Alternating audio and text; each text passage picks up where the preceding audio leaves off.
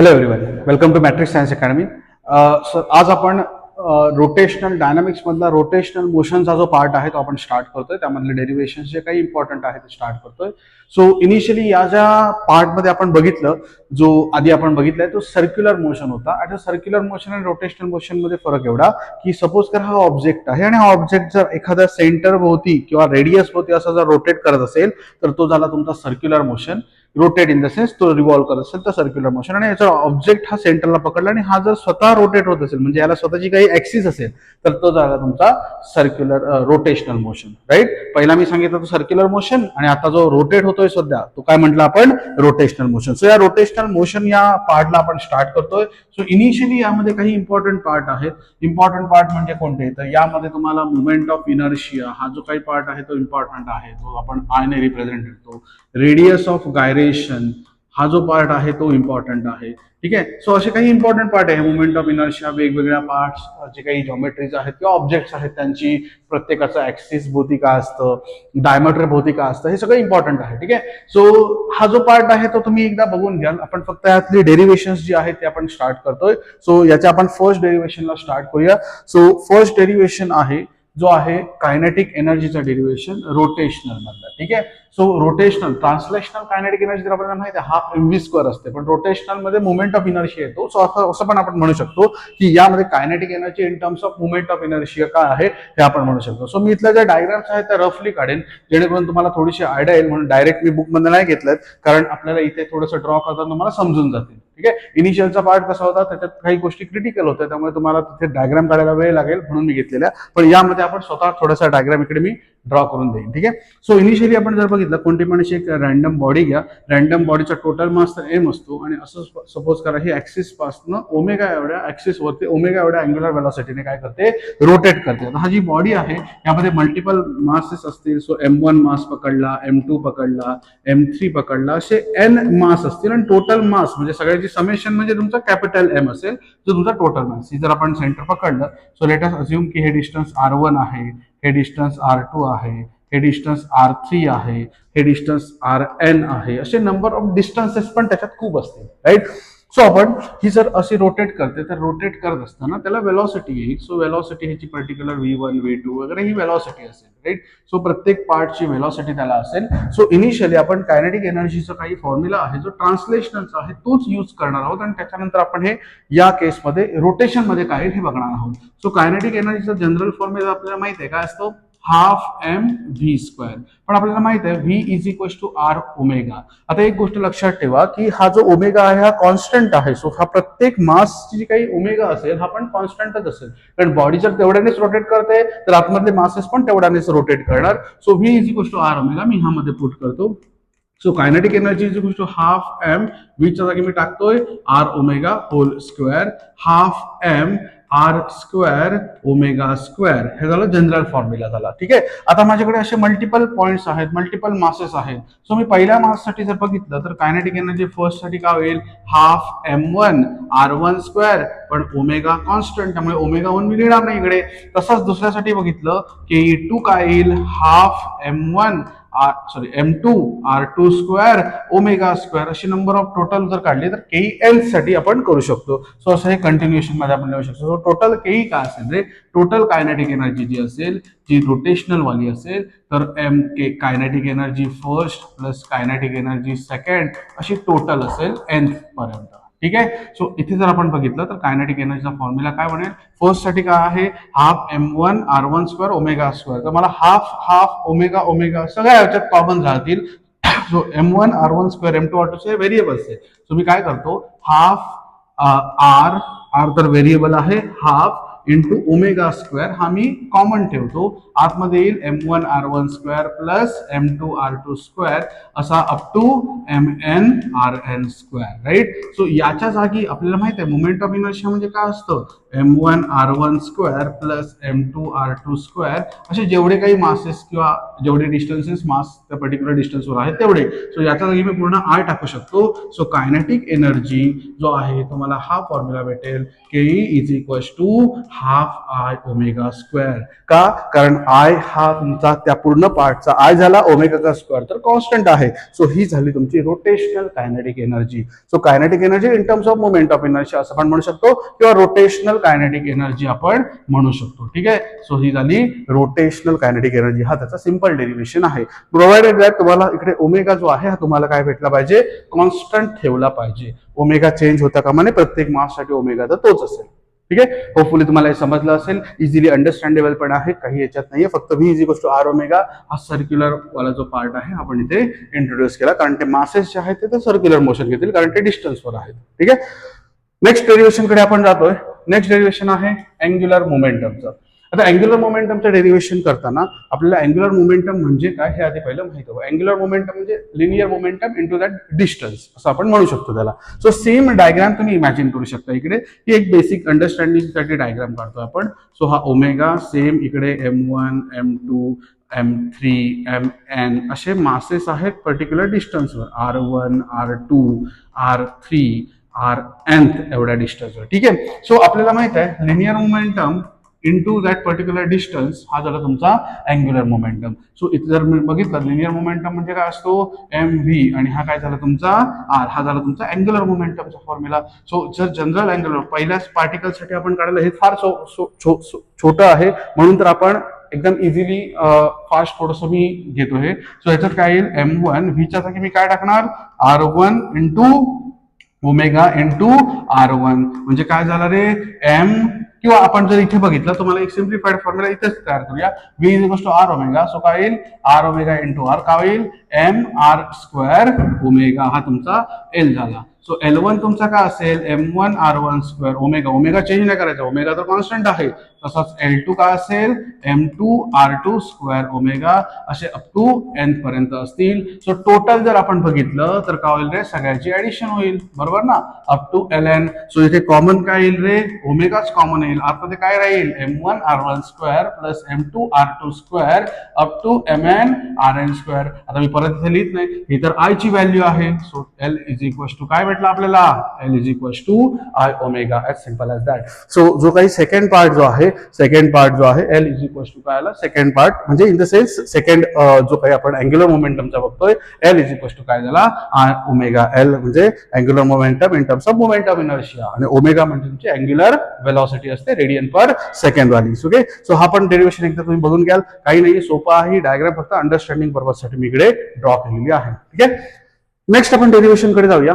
Next derivation आहे torque. आता हे डेरिव्हेशन का आहे तर तुम्हाला माहित असेल T is equals to I alpha, moment of inertia त्याच्यात आहेच.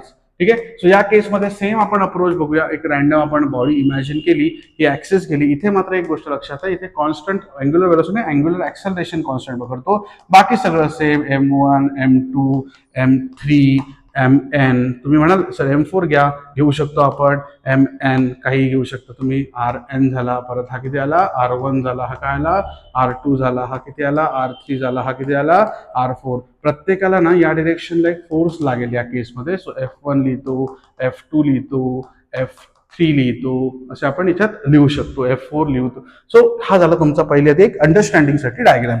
नाऊ आपल्याला माहिती आहे टॉर्कचा formula, torque is nothing but the force into perpendicular distance, बरोबर ना, R bar cross F bar असं आपण म्हणतो. सो फोर्स जो आहे हा असतो तुमचा M इंटू ए, पण इकडे जे ऍक्सेलरेशन आहे हे आपण टँजेन्शियल ऍक्सेलरेशन घेणार आहोत, कारण का टँजेन्शियल फोर्स लागतोय. So F is equals to M80, पण मला सांगा टँजेन्शियल ऍक्सेलरेशनचा फॉर्म्युला असतो R अल्फा. सो F चा फॉर्म्युला काय म्हटला MR इंटू अल्फा. हा टॉर्क मध्ये टाकला मी, हा उचलून इकडे टाकला तर काय होईल MR alpha into R. So final formula काय भेटला MR स्क्वेअर अल्फा. तसंच जर आपण प्रत्येक पार्टिकलचं बघितलं तर T1 चा होईल M1 R1 square alpha. Alpha constant आहे, मी पहिलाच सांगितलं आहे, M2 R2 square alpha up to Tn. So if you find a total torque, so total torque म्हणजे प्रत्येक पार्टिकलचा जर आपण टॉर्क बघितला तर काय होईल रे, ह्याच्यात बघा अल्फा कॉन्स्टंट आहे, हे फक्त तुमचं चेंज होईल, अल्फा कॉन्स्टंट आहे. सो काय होईल M1 R1 square plus M2 R2 square. R3 square up to mn Rn square आणि ह्याला तर आय आपण देऊ शकतो. तुम्हाला भेटलं अल्फा इंटू आय म्हणजेच टी इज इक्वल टू काय झालं रे I alpha. This is the another derivation. तर torque in terms of moment of inertia. तर हा आय काय असतो, मोमेंट ऑफ इनर्शिया. तो प्रत्येक पार्टी ऑब्जेक्टचा वेगवेगळा असतो. रिंग आहे, स्पियर आहे, त्यानंतर कोन आहे, त्यानंतर हॉलो स्पियर आहे, त्यानंतर डिस्क आहे, अबाउट सेंटर आणि अबाउट डायमीटर असे ह्याच्यात डेरिवेशन येतात. ओके, सो होपफुली समजलं असेल. ह्याच्यात न समजण्यासारखं असं काही नाही. एकदा तुम्ही डेरिवेशन बघून घ्याल, काही रिक्वायरमेंट असेल तुम्ही कमेंटमध्ये विचारू शकता. ठीक आहे. नाव नेक्स्ट जो पार्ट आहे तो आहे conservation of angular momentum. Conservation of angular momentum काय आहे तर बघा, ही एक क्विक रिव्हिजन आहे, त्यामुळे मी थोडंसं फास्ट इथे डिस्कशन करतोय. So conservation of angular momentum मध्ये आपल्याला हे सांगायचं आहे, त्याचं स्टेटमेंट असं आहे की जेव्हा तुम्ही external torque, when no external torque applied on the system then total angular momentum is constant. हे त्यांनी सांगितलंय. म्हणजे काय रे, d l by dt dl upon dt should be equal to 0. कधी? When torque is equal to 0. जेव्हा torque 0 असेल, म्हणजे एक्सटर्नल काही टॉर्क नाही आपण अप्लाय करणार, तेव्हा डीएल बाय dt काय असला पाहिजे, 0 असला पाहिजे. म्हणजे dl1 is equal to dl2 म्हणजेच I1 omega one is equal to I2 omega two. हे आपण पुढे बघूया. ठीक आहे. सो ह्याचा आपण प्रूफ बघूया. ह्याला काही डायग्राम वगैरे नाहीये. सो आपण इथे स्टार्ट करतो व्हेक्टर फॉर्मने. L bar is equal to r bar cross p bar असं असतं. ठीक आहे. That is r bar cross p bar. P bar cross r bar नाही द्यायचा, r bar cross p bar. व्हेक्टरच्या रूलनुसार आपल्याला लिहायला लागतं. ह्याला आपण डिफरन्शिएट करूया. युव्ही रूल तुम्हाला माहित आहे. युव्ही रूल मॅथमॅटिक्स मध्ये आहे डेरिव्हेटिव्हचा. काय असतो? First into derivative of second plus second into derivative of first. फक्त अरेंजमेंट थोडीशी आपण इकडे वेगळं करणार आहे. सो मी इकडे डीएल बाय dt लिहितो. Vector is equal to first into derivative of second. काय होईल? D p by dt plus second, मी सेकंड फक्त नंतर लिहितो, into derivative of first. So काय येईल? dr by dt. ठीक आहे. आपल्याला इकडे आर बार, आपल्याला न्यूटनचा सेकंड लॉ माहित आहे, rate of change of momentum is directly proportional to the force. So d p by dt म्हणजे मोमेंटम, लिनियर मोमेंटमचाच रेट ऑफ चेंज आहे ना, rate with respect to time असतो. सो डीपी बाय dt याच्या जागी मी काय लिहू शकतो रे, एफ लिहू शकतो. प्लस dr बाय dt ला आपण rate of change of displacement किंवा डिस्टन्स आपण हे बघितलंय, आर म्हणजे तर व्ही लिहिलं, इंटू पी म्हणजे काय असतो, एम इंटू व्ही बार. मी एम ला वेक्टर नाही लिहिते कारण मास इज स्केलर क्वांटिटी. पण आपल्याला एक गोष्ट माहित आहे, R bar cross F bar जो दिसतोय तुम्हाला ना, R bar cross F bar, हा म्हणजे तुमचा टॉर्क असतो. आपण ऑलरेडी बघितलंय, torque is nothing but the R bar cross B bar. So this is T bar. आणि एम मी जर कॉन्स्टंट ठेवला, so V bar cross V bar. मला सांगा, हे दोन्ही पण जर सेम वेक्टर असतील तर दोन्ही सेम वेक्टरचा क्रॉस प्रोडक्ट हा नेहमी 0 असतो, कारण त्यातला अँगल 0 असतो. आणि अँगल 0 म्हणजे क्रॉस प्रोडक्ट मध्ये साइन येतं ना. सो ए क्रॉस बी म्हणजे काय, ए बी साइन थिटा. पण ए आणि बी सेम नसतील तर ए बी साइन 0, कारण जर दोन वेक्टर सेम असतील तर अँगल किती असतो, 0. आणि अँगल 0 असेल तर क्रॉस प्रोडक्ट किती असतो, 0. सो याच्या जागी मी काय लिहू शकतो, 0 लिहू शकतो. सो हा पूर्ण टर्म 0 झाला. सो आपल्याला काय भेटलं रे, d l by dt is equal to काय भेटला, टी. आणि मला सांगा, व्हेन जर टॉर्कच 0 असेल तर डीएल बाय dt पण काय झाला रे, 0 झाला. आता डीएल बाय dt म्हणजे डीएल इज इक्वल टू 0 म्हणजे काय, change is 0. So L2 minus L1 is equal to 0. So L2 is equal to L1 म्हणजेच काय, I2 omega 2 is equal to I1 omega 1 किंवा उलट I1 omega 1 is equal to I2 omega 2. यालाच म्हणतो आपण conservation of angular momentum. Conservation of angular momentum म्हणजे काय, initial angular momentum should be equal to final angular momentum when no external torque is applied on the system, isolated system. Okay, so हे तुमचं एक derivation आहे. Last to last year I think हे तुम्हाला HSC board मध्ये विचारलेलं होतं 2023 something. So एकदा तुम्ही चेक करून घ्याल, काही डाऊट असेल तर तुम्ही विचारू शकता. ठीक आहे. सो दिस इज, ह्याला काही डायग्रामची गरज नाहीये. बरेच मुलं कन्झर्वेशन विचारलं तरी L is equal to I omega prove करून देतात, तर हे चुकीचं आहे. जर तुम्हाला कन्झर्वेशन विचारलं तर मला हेच करावं लागेल. ठीक आहे. Anyway, we'll move to the next derivation. Yes, next derivation आहे पॅरलल ऍक्सेस थिअरम. आता हे सगळे डेरिवेशन बघताना मी तुम्हाला एक सजेस्ट करेन की तुम्हाला आधीच्या ज्या गोष्टी आहेत ना, म्हणजे मुवमेंट ऑफ इनर्शिया किंवा त्याचे बेसिक्स आहेत हे माहित असणं खूप इम्पॉर्टंट आहे. नाहीतर मग ते आपल्याला काय होऊन जाईल की ते फक्त एक पाठ केल्यासारखं, आणि असं आपल्याला करायचं नाही. फिजिक्स कधीच पाठ करायचं नसतं. सो इथे आपण बघूया पॅरलल ऍक्सेस थिअरम काय सांगतो ते. पॅरलल ऍक्सेस थिअरम समजण्यासाठी तुम्हाला बेसिक मुवमेंट ऑफ इनर्शियाच्या टर्म्स माहित लागतील. एखादी ऍक्सिसची मुवमेंट ऑफ इनर्शिया सोबत रिंग आहे, अबाउट सेंटर mr स्क्वेअर असतो, अबाउट टँजंट काय असेल हे हे पॅरल ऍक्सिसने सांगतो. पण आधी हे तर माहित हवं mr² असतो ते. सो हे आहे आपल्याला पॅरल ऍक्सिस थिअरम. थोडंसं आपण इकडे तरी पण मी डिस्कस करून तुम्हाला सांगतो. ठीक आहे. सो लेट अस अज्युम की एक अशी आपण रॅन्डम बॉडी घेतली. इथे डायग्राम खूप इम्पॉर्टंट आहे. काही मुलं डायरेक्ट विदाउट डायग्राम ही ऍक्सिस थिअरम किंवा काही ज्या त्या प्रूव्ह करून देतात, पण ते कम्प्लीट चुकीचं आहे. सपोज करा ही आपण एक ओ पॉईंट घेतला, हा सी घेतला, हा अबाउट सेंटर पॉईंट आहे. सो इथे आपण आय सी लिहिला, moment of inertia about central axis, आणि ही आउटसाइड आहे तर आपण आय ओ लिहिला तरी चालेल. या दोघातलं जे डिस्टन्स आहे ते आपण एच मानलं. आणि इथे मी काही गोष्टी लिहितो. इथे मी एक असा मास अज्युम करतो जो मास आहे डीएम, आणि हा बॉडीमध्येच मास हवा. आणि मी काय करतो, कन्स्ट्रक्शन करतो की हा डीएम मास इथे आणि इथे जॉईन करतो, आणि इथून थोडासा एक अँगल जो परपेंडिक्युलर बायसेक्टर टाईपमध्ये आपण इथे टाकू शकतो. ठीक आहे. आता आपल्याला इथे काही कन्स्ट्रक्शन झालंय. आता याची नावं देतो. सी एन मी नाव देतो, डी नाव देतो, काही नाव दिलं तरी चालून जातं, असं काय नाहीये. इथे एक गोष्ट समजते, हा तुमचा राईट अँगल ट्रायंगल आहे. ठीक आहे. सो हे समजून स्टार्ट करण्याच्या आधी काही बेसिक तुम्हाला माहित असलं पाहिजे की दोन ह्या ऍक्सिस पॅरलल आहेत, म्हणून आपण पॅरलल ऍक्सिस थिअरम इकडे वापरू शकतो. म्हणजे याचा मोमेंट ऑफ इनर्शिया तुम्हाला माहित असेल तर तुम्ही याचा मोमेंट ऑफ इनर्शिया पण काढू शकता. ठीक आहे. सो आपण स्टार्ट करूया, पण त्याच्यात बेसिक तुम्हाला सांगतो की मोमेंट ऑफ इनर्शियाची डेफिनेशन असते त्याची sum of MI/RI², I tends from 1 to n. हा झाला तुमचा सम म्हणजे तुम्ही इंटिग्रेशन म्हणू शकता. सो ह्याला मी बेसिक टर्म्स मध्ये याला रिअरेंज करतो.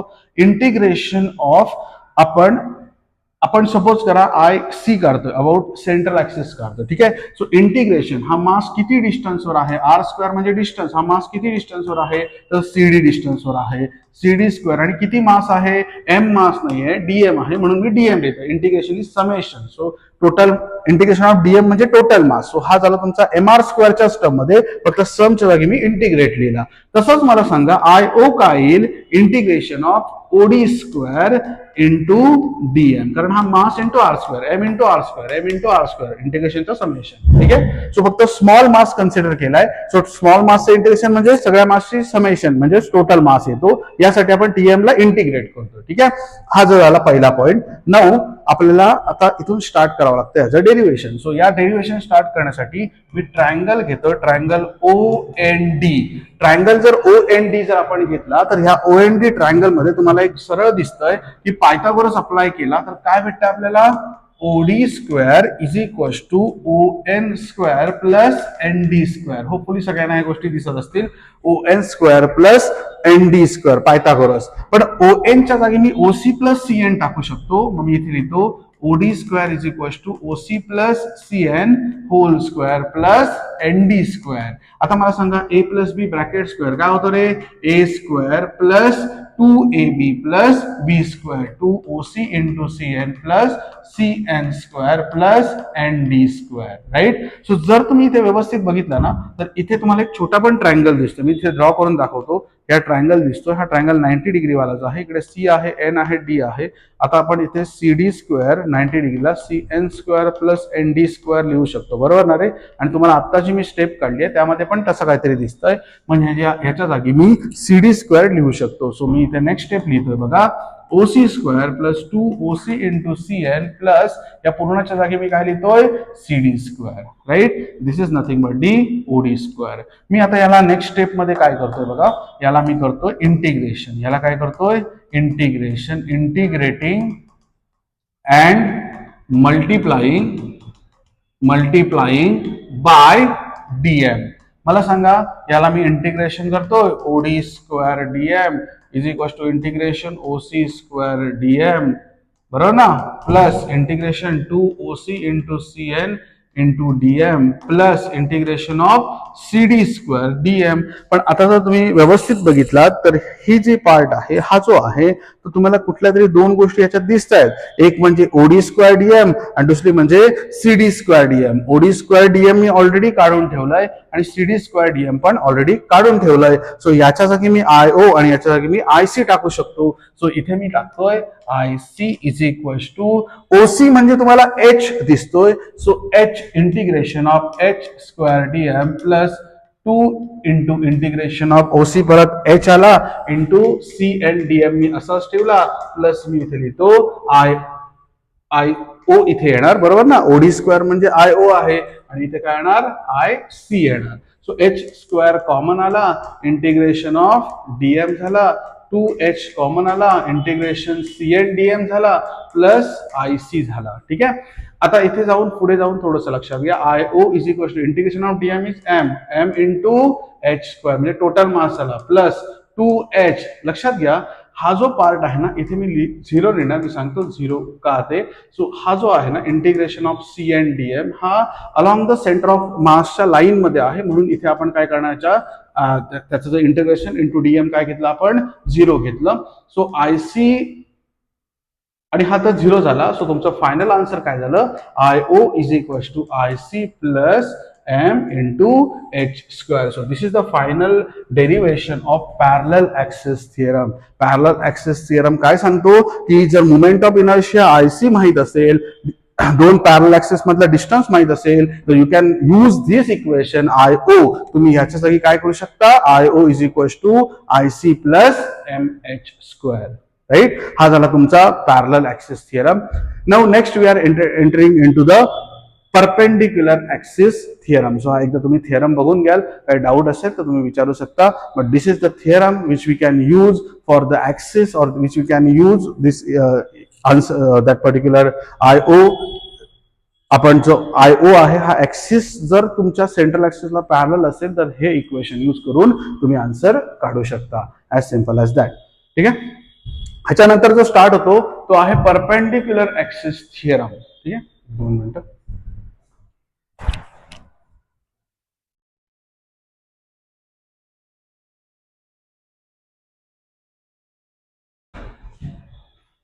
No next is perpendicular axis theorem. आता परपेंडिक्युलर ऍक्सिस थिअरम मध्ये काय होतं बघा, या केसमध्ये आपल्याला एक गोष्ट माहित असली पाहिजे की 3 ऍक्सिस आहेत.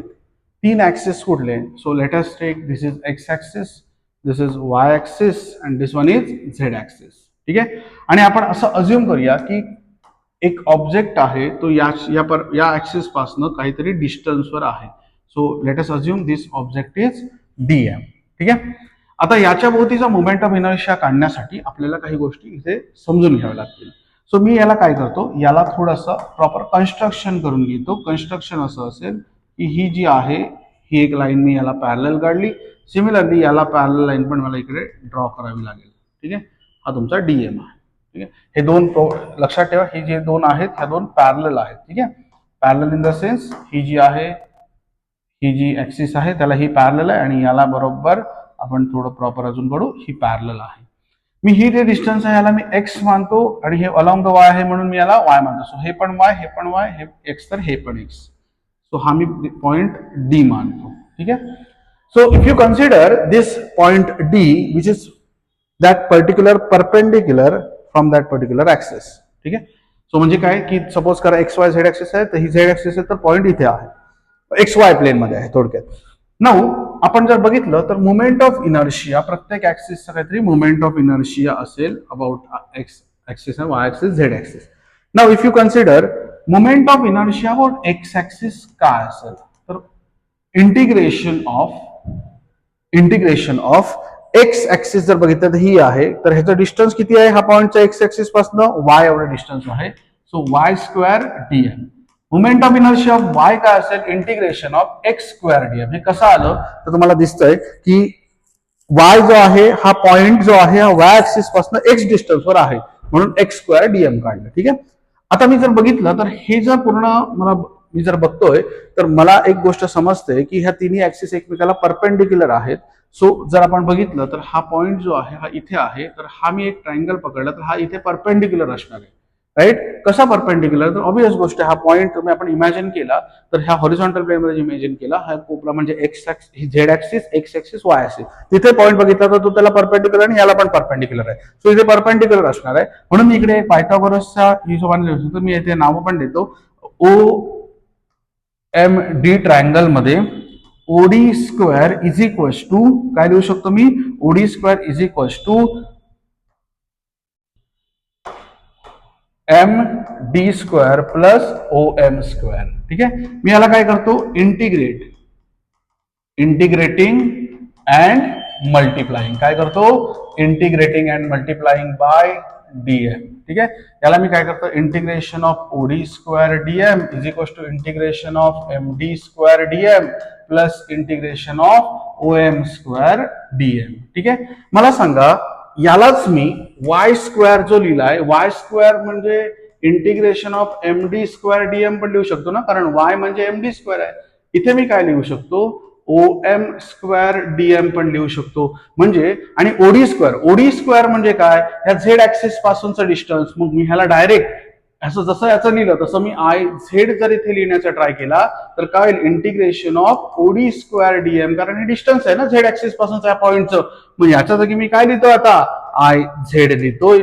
याच्या जागी मी काय लिहितोय, तुम्ही लिहू शकता एम डी स्क्वेअरच्या जागी आय एक्स लिहू शकता आणि याच्या जागी काय लिहू शकता, आय वाय लिहू शकता. आणि हाच तुमचा सांगतो, एकदम सोपा आहे हाच तुमचा सांगतो perpendicular axis theorem. Perpendicular axis theorem मध्ये आय झेड म्हणजे moment of inertia about one axis, जी दोन्ही ऍक्सिसला परपेंडिक्युलर आहे, that is equal to sum of the two perpendicular axis, I Z is equal to I X plus I Y, as simple as that. So मला असं वाटतं की हा पण तुम्ही एकदा बघून घ्याल, याच्यात काही असं खूप जास्त डिफिकल्ट असं काही नाहीये, फक्त रिअरेंजमेंट किंवा प्रॉपरली अंडरस्टँडिंग झालं पाहिजे. ठीक आहे, सो हा होता तुमचा लास्ट पार्ट रोटेशनल मधला.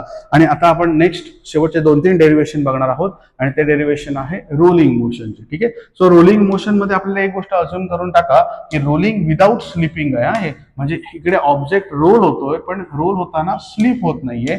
हा पार्ट तुम्हाला इथे समजून घेतला पाहिजे. सो मी एक ऑब्जेक्ट इथे इमॅजिन केला, लेट्स टेक स्पियर आहे आणि असा काहीतरी रोल होतोय आणि हा रोल होताना हा एस एवढी डिस्प्लेसमेंट करतोय. ठीक आहे, हा आपण काय केला, थिटा मानला. आता इथे आपण जर बघितलं तर या केसमध्ये ही हाईट आहे या सरफेस पासूनची, एवढ्या हाईटवर तिथून तो रोल होतोय. आता रोल होताना इकडे दोन गोष्ट येईल, एक म्हणजे तो रोल होताना पुढे पण जाईल आणि तो रोटेट पण होईल अबाउट सेंटर. सो इथे मी रोल होताना तो रोटेट, टोटल कायनेटिक एनर्जी जर काढायची असेल, रोलिंग मधली, तर रोलिंग विदाउट स्लिपिंग कन्सिडर केलं तर काय होईल, पहिली ट्रान्सलेशनल कायनेटिक एनर्जी काय असेल, कारण तो पुढे पण जातोय, so this is translational, plus kinetic energy कुठली असेल, रोटेशनल. सो आपण हे दोन्ही जर ऍड केले, ट्रान्सलेशनल काय असते, half M V square, plus rotational काय असते, हाफ आय ओमेगा स्क्वेअर. हे असं लिहून ठेवलं. पण आपल्याला माहित आहे आय इज इक्वल टू काय असतो, in terms of movement of radius of gyration M K square, V is equal to काय असतो, आर ओमेगा. सो ओमेगा काय झाला तुमचा, व्ही बाय आर. हे थोडेसे रिअरेंज इथे टाकले पाहिजेत. काय होईल मग, half M V square plus half that is M K square आणि ओमेगा जागी V square by R square. आता हा V square half M V, हे असं का केलं तर half M V square common भेटते मला, हाफ एम व्ही स्क्वेअर हा पूर्ण 1 झाला, 1 plus K square by R square. आणि लक्षात ठेवा K square by R square खूप इम्पॉर्टंट, के म्हणजे radius of gyration. K square by R square खूप जास्त इंपॉर्टंट फॅक्टर आहे, कारण हा डिसाइड करतो की बॉडीचा शेप कुठला आहे. ठीक आहे, किंवा ऑब्जेक्ट कुठला आहे तो. So this is the formula और this is the derivation of total kinetic energy in case of rolling. Rolling मध्ये ट्रान्सलेशनल असते आणि रोटेशनल पण असते. Hope you understood. याच्यात काही असं न समजण्यासारखं काही नाही. This is r square, r म्हणजे जो रेडियस असेल तो. ठीक आहे, के म्हणजे radius of gyration of theta झाला. पुढे जाऊन आपल्याला टोटल एनर्जीचं आपण हे डेरिवेशन काढलं. पुढे जाऊन आपल्याला वेलॉसिटी पण काढायची आहे आणि ऍक्सलरेशन पण काढायचं आहे. त्यासाठी ऍक्सलरेशनसाठी एक पार्ट लागतो, तो मी याच डायग्राम मध्ये कन्क्लूड करून देतो म्हणजे तुम्हाला इझी होईल ते. याच्यात मी साइन थिटा काढून घेतो. साइन थिटा काय असणार, opposite side upon hypotenuse. So S is equal to काय झालं, एच अपॉन साइन थिटा. हे आपल्याला पुढे लागणार आहे, मी फक्त इकडे काढून घेतलं. S is equal to H upon sine theta. S म्हणजे डिस्प्लेसमेंट, एवढी डिस्प्लेसमेंट झाली. ठीक आहे, नेक्स्ट आपण डेरिवेशन करतोय velocity in rolling motion. Velocity in rolling motion, आता एक सिंपल गोष्ट समजते. इथे जी काही त्याच्याकडे एनर्जी असेल, लेटेस्ट इथून स्टार्ट होतोय तो, तर इनिशियल वेलॉसिटी 0 झाली, तर इथून स्टार्ट होतोय, तर इथे स्टार्ट असताना त्याच्याकडे वेलॉसिटी नाही म्हणजे कायनेटिक एनर्जी नाही, म्हणजे जी काही टोटल एनर्जी असेल ती पोटेन्शियल असेल. आणि जो इकडे येईल तेव्हा त्याची पोटेन्शियल एनर्जी पूर्ण 0 होऊन जाईल आणि टोटल सगळी कन्वर्ट कशात होऊन जाईल, कायनेटिक एनर्जी. म्हणजे टोटल एनर्जी कन्झर्वेशन जर वापरलं तर इथली potential energy should be equal to तिथली कायनेटिक एनर्जी, असं आपण अज्युम करू शकतो. तेच आपण इकडे प्रिन्सिपल वापरणार आहोत. सो पोटेन्शियल कायनेटिक एनर्जी जी रोलिंग मधली आहे should be equal to potential energy. So kinetic energy काय झाली, half M V square in bracket 1 plus K square by R square is equal to M into G into H. So M M cancel झाला. So जर V square हवा असेल तर हा 2 इकडे गेला, 2gh upon 1 plus K square by R square. So V काय आला, square root of 2gh upon 1 plus K square by R square. As simple as that. So हा तुमचा वेलॉसिटी इन रोलिंग मोशन भेटला. काय भेटला, हाफ एम स्क्वेअर हे आपण equal केलं टोटल एनर्जी कन्झर्वेशन नुसार, आणि मग आपल्याला K is equal to P आणि आपल्याला V is equal to square root of 2gh 1 plus K square by R square हे आपण भेटतोय. ठीक आहे, हा झाला velocity in rolling motion. Next part जो आहे तो आहे एक्सेलरेशन इन रोलिंग मोशन. आता एक्सेलरेशन इन रोलिंग मोशन काढताना आपल्याला एक इक्वेशन यूज करावं लागेल, कायनेमॅटिकल इक्वेशन. ठीक आहे, सो कायनेमॅटिकल इक्वेशन काय सांगते, एक last V square is equal to U square plus 2as, पण इनिशियली यू किती झाली 0. So V square is equal to 2as. Initial velocity आपण 0 अज्युम केली, इथून स्टार्ट होतं. सो व्ही चा फॉर्म्युला आता आपण काढलाय, याचा स्क्वेअर केला, हा व्ही स्क्वेअरचा आन्सर आहे काय आहे 2gh upon 1 plus K square by R square is equal to 2a into s. S मी ऑलरेडी काढलंय, h upon sine theta, h upon sine theta. आता जर मी ह्याचा सॉल्व केलं तर ह्या एच ला हा एच गेला, या 2 ला हा 2 गेला. आता जर मी याला सॉल्व केलं तर ए इज इक्वल टू आपल्याला भेटतंय बघा, ए इज इक्वल टू साइन थिटाला तिकडे येऊन जा, जी sine theta upon 1 plus k square by r square, and this is the derivation, this is the equation for the acceleration in rolling motion. Acceleration in rolling motion म्हणतो ना, हे तुम्हाला इथून assumption किंवा इथून कायनेमॅटिकल इक्वेशन पासून स्टार्ट केलं पाहिजे. Okay, so hope you understood this particular part. Rotational motion मधले आणि रोलिंग मोशन मधले जेवढे मॅक्सिमम पॉसिबल चान्सेस आहेत डेरिव्हेशन विचारण्याचे ते आपण इथे कव्हर केलेले आहेत. सो इथे रोटेशनल डायनामिक्स हा चॅप्टर संपतोय. इनिशियली आपण हॉरिझॉन्टल सर्क्युलर मोशन बघितलं, दुसरा व्हर्टिकल सर्क्युलर मोशन बघितलं, आणि नंतर रोटेशनल आणि रोलिंग मोशन बघितलं. ह्या 3 पार्ट मध्ये आपण एक केलाय. तसंच आपण आता स्टार्ट करणार आहोत mechanical properties of fluids. Solids 11th मध्ये मेकॅनिकल प्रॉपर्टीज ऑफ फ्लुइड्स, आणि त्यामध्ये हायड्रोस्टॅटिक्स आणि हायड्रोडायनामिक्स अशा पार्ट मध्ये. तिसरा चॅप्टर आहे kinetic theory of gases and radiation. त्यामध्ये कायनेटिक थिअरी वाले इनिशियल, गॅसेस वाले त्या पार्ट वाला, आणि नंतर रेडिएशन वाला दुसरा. अशा रेडिएशन वगैरे मध्ये कमी आहेत, जर पॉसिबल असेल तर दोन्ही कंबाईन करून टाकू. सो तुम्ही चेक करू शकता, आणि तुम्हाला जर काही डाऊट असेल तर कमेंटमध्ये तुम्ही सांगू शकता. Okay, so thank you so much.